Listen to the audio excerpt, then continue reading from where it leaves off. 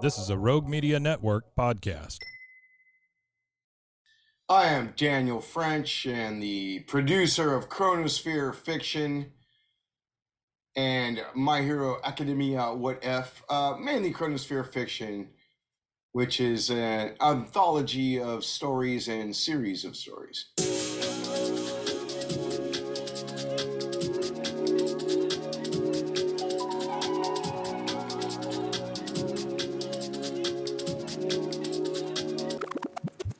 Hey, I'm Mike. Welcome to Podcast Diaries. These are the stories of podcasters who feel alone, just like you.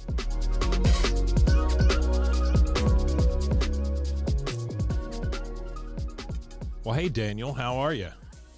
I'm doing pretty good. That's good. It's a little weird today. It's just raining here in Santa Barbara.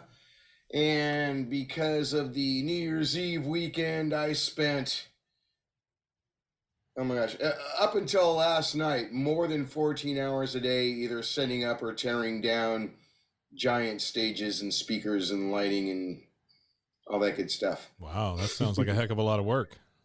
It was. I can't say it wasn't fun, though. Yeah, We sure. got to do some great designing and played with all kinds of weird lights and lasers that I never got to learn before. So it was a really fun experience. So that's basically what you do day to day? Yeah, it is now. It is really. I do a lot of post-production sound. Okay. I just finished a movie called Fairweather Road. Very nice. It's a short film that'll be at film festivals, about 40 minutes long, for Jorrit Vanderkooi. Okay. That's fantastic. And, I do other people's podcasts for them and all kinds of good. Yeah. So tell me about your show. Tell me about the fiction show. Well, Chronosphere Fiction was just about the fact that I had friends that were writing plays, scripts, whatever, and nothing was happening with them. And I said, well, I know how to do this. Let's do it. Let's get some voice actors together and start recording this stuff, and I'll do all the sound effects and recording and editing. And our first episode, which is still, in my opinion, our flagship series, Gafgar and the Eternally Unfurnished, which is now on episode 17, I think, is written by my son. Oh, wow. And it's his take on a very magical world involving a very Conan type character. Yeah. Very really cool. Awesome. Very cool. So how hard is it to get all the voice actors and all that stuff together? A lot of people have asked me about that before, and I've often felt that can often be the hardest part for the way I do my podcast and my show, because sometimes there's 20 different characters, in an episode or in a show. Sure. And it can be like wrangling cats, especially since when I want everything to sound really good, I don't, or tended to in the past, especially in the beginning, refuse to use remote actors because you didn't know what you were getting all the time. And you can hear it in some of my newer episodes now. But so I had every actor come to my studio and record in my studio. Yeah. And that got to be a hassle after a while. Yeah. But as time went by, I got introduced to more remote actors and got involved with other people that were producing. And so now I have a bevy of fantastic remote actors. And now I'm more like, now I don't want actors that need to come to my studio because that takes up more of my time. I'd rather just send somebody the script and I get an email and there it is. So it's a little of both because, of course, the diehard voice actors that stuck with me from the beginning that are still into it, I love them. I wouldn't dare chase them away. Yeah. Yeah. So most of the scripts and plots and things like that, they're written by playwrights or people that just are writing up treatments? Originally, just people that I know, but when I started it and, I put together a website, Facebook page, all that, I invited the world. Send me what you got. If you want me to do it and you want it on my show. And so since then, I've met a lot of great writers that still write stuff for Chronosphere Fiction. That's fantastic. I'm so behind right now. Yeah. Because of life in general and COVID and everything. You would think I would have had more time, but the way the world happened to me, my bank account was quickly shrinking. And so I ended up searching for work and got lots of work and stuff, but then less and less time to work on this. Right. So is that like your biggest struggle, is just time? Yeah. Yeah. Definitely. Yeah, I would definitely say that, because not enough hours in the day kind of thing, right? I don't, I've never bothered to put commercials in the show or try, not that I would succeed in that if I did, but there's no money. Right. There's no money coming in. This is everybody involved in Chronosphere Fiction does it just for the love of doing it. And it's worked out really well because we use it as a resume. Right. Yeah. So like the movie I just finished, Fairweather Road, I wouldn't have gotten that job if I didn't do Chronosphere Fiction. They found me through my podcast and said, hey, would you do the sound for this job? And they paid me very well. And I was very happy. Yeah. Well, that's great. That's great. Mm-hmm. So let me ask you about like putting this show together. What kind of equipment are we talking about? What's your process? Wow, equipment. I could go for a while there. Yeah, I got you. Just for the podcast. Just for the podcast. My computer interface, because what podcasters would want to know. Okay, my computer interface is an RME Firefax UFX that I purchased, my gosh, a long time ago. We're talking like 2010. Okay. But back then it was like the most excellent thing you could get. Yeah. And it was thousands of dollars, right? Sure. And so still today, it's better than what most podcasters are using. It is really beautiful. Right. And I don't know if you're going to use the recording that I'm recording to send you, but this microphone in front of me is a Lauten 320A Black, and it is what I use for most voices and voice actors. It's my favorite. I have microphones that cost $5,000, and I like this mic better. Yeah. Okay. It's about $400. So where are you hosting your show? Podbean. Podbean. Okay. All right. Yes, and I did not, and I'm very thankful. I never went to or looked for the how can I do this for free route. Yeah. Yeah. I went to Podbean, and at the time I started 3 different shows. And one of the other ones is still out there, but anyway. Okay. I'm so glad I did the, you pay them, it's like $100 a year. Right. It's not a lot. Right. Right. And it's so worth it because they really take care of you there. I think that's super valuable information for people either wanting to start a show or maybe they're on Anchor or something. Yeah, Podbean, totally love them. $100 a year, and they took care of like, oh, how do I get it on Spotify? How do I get it on YouTube? You don't even have to ask. They just say, here, put it in. Here's your RSS feed. Boom, boom, boom. You're done. Yeah. That's great. That's great.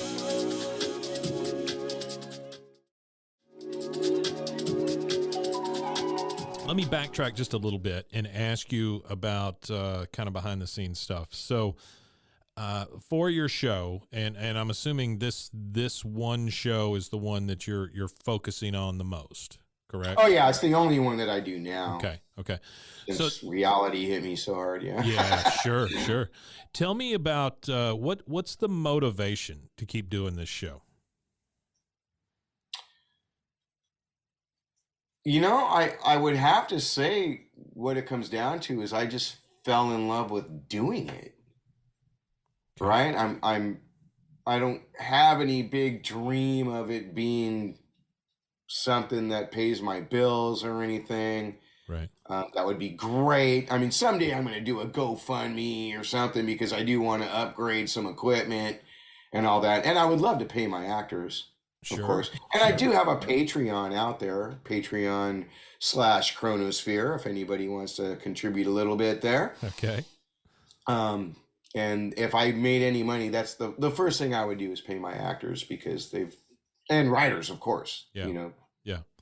Because Especially the really good writers, because I want them to keep coming back. I guess in that would be because they've stuck with you and they've done all this stuff. Stuck right? with me, and they do what I ask, and yeah. I mean, I have voice actors that I know that's their bread and butter. You know, they do audiobooks and all that. They get paid for what they do, and I've never given them a dime, but they like the show and they like what I do, and so they stick it. They keep doing it. That's awesome. So, how did this?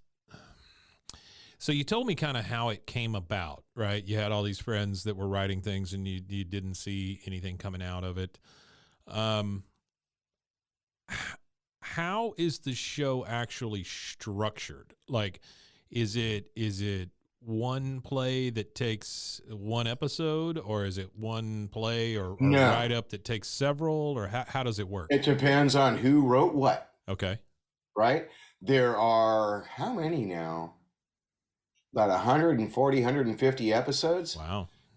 And many of those are just one, say 20-minute to up to 60-minute episode that is one story and it's over. Okay. And many of them are ongoing stories that haven't been finished yet. And then there's some that I try to keep, if I know it's going to go over, say, 45 minutes, then I split it up. Yeah. Right. And why is that? So, Why is that? You know, I made that decision like 4 years ago. So I think at the time it just seemed like that was the audio drama thing. Like if it was more than 20 minutes, that was a bad thing. Yeah. Back then. Yeah.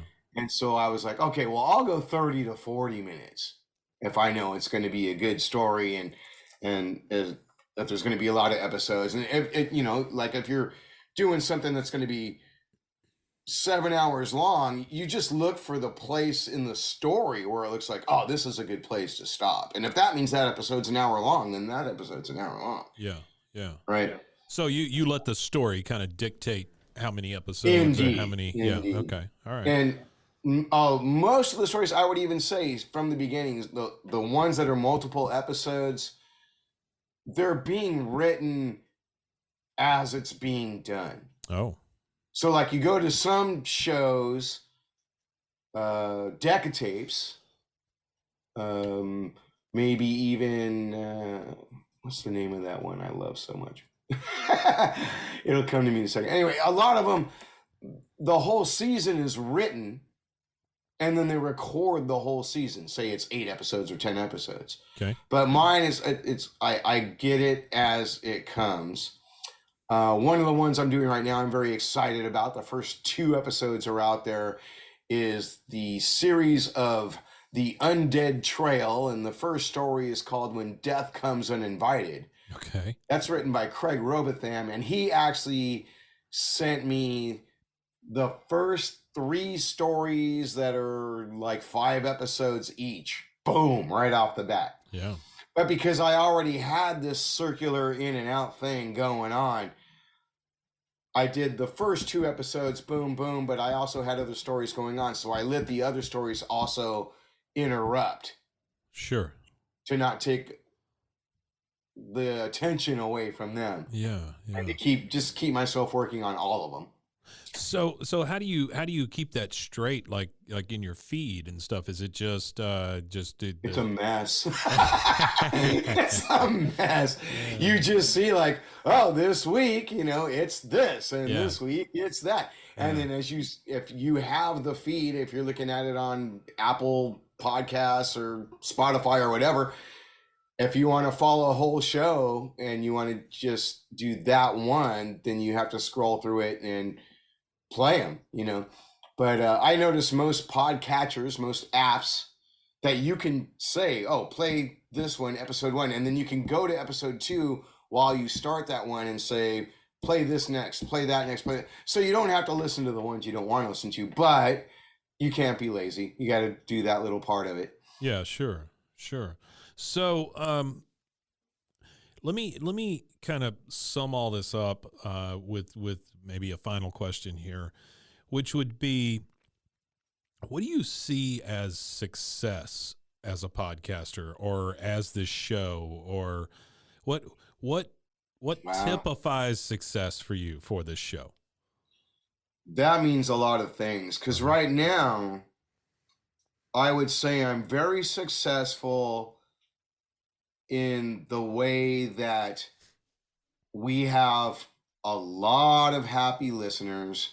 When I finally get off my rear end and do like stickers and t-shirts and all that, people are going to buy them. That'll probably be how we get our support. I've still never done that. Sure.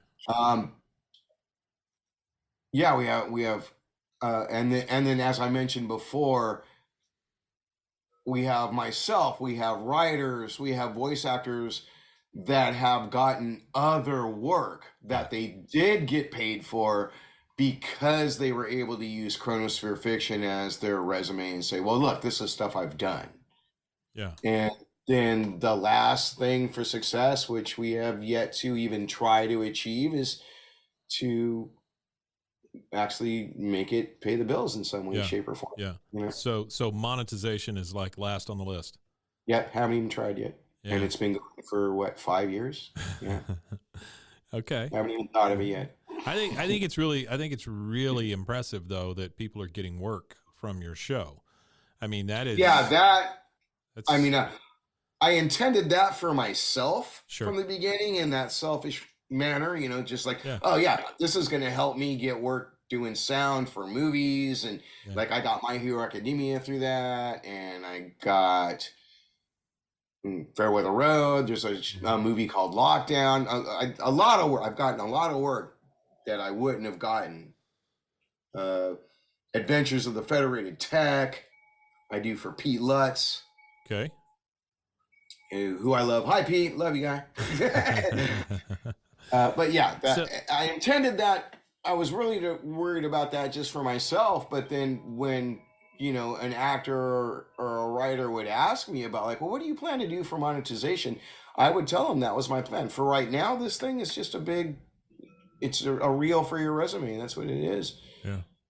And I said, if you're looking for money, this isn't the place to be yet. I've always said it's in the plan someday, but don't count on me for that. Sure. Well, I'm assuming, you know, being upfront with folks, you've had some folks, you know, say, well, I can't do it then. And I just felt like I was being realistic because you'd go on social media and it seemed like what a lot of people producing shows, that's all they were talking about was the fact that they couldn't make money doing it. Yeah. Sure. So I said, well, I'm not even going to pretend that it's that easy to do that then. Yeah. You know, and I did start the Patreon and they chipped in here and there once in a while, but not even enough to pay for the Podbean. Right.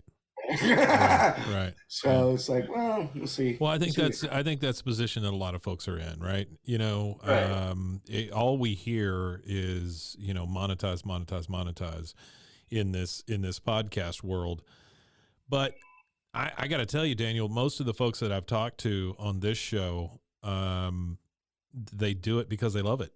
Same here. Monetization is really far down the list for most of them. And, you know, it's not unrealistic to think you can monetize something. I mean, we do it, right? But it can't be the sole reason that you do a show. No, especially this, because you're not going to. That's probably why so many people drop out, because they're barely getting started, and then they start to see, oh, you know, I could be like Daniel and be going 5 years and still not make any money. Right. Yeah. No, I think unless you love it, unless you enjoy it, you're just not going to stick with it. So, I think what that says to any would-be podcaster or any podcaster that's currently doing a show.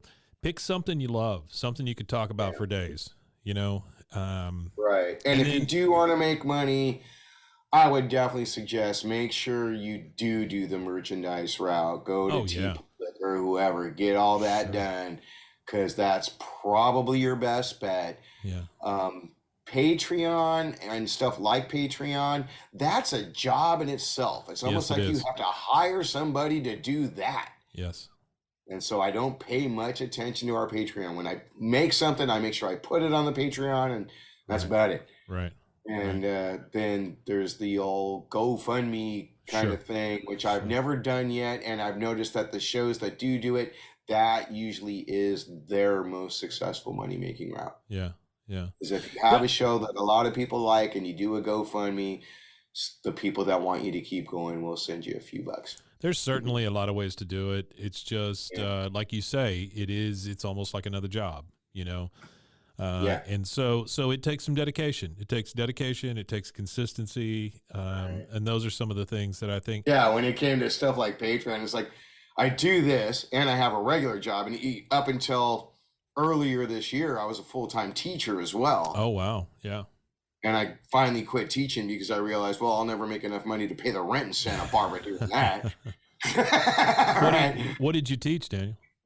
For the last 20 years, I was teaching preschool. Oh, wow. And I loved it. And I miss it. And I love it so much. But yeah, you know, if you look up how much the rent is in Santa Barbara, California, it's just like, you can't do it. You just can't. I was a teacher. My wife was a teacher. So I completely understand what and you know, it's a small world, right? In the teacher world, everybody knows everybody. Yeah. And so everybody around here knew that for a long time, I was the highest paid preschool teacher in Santa Barbara County. Yeah.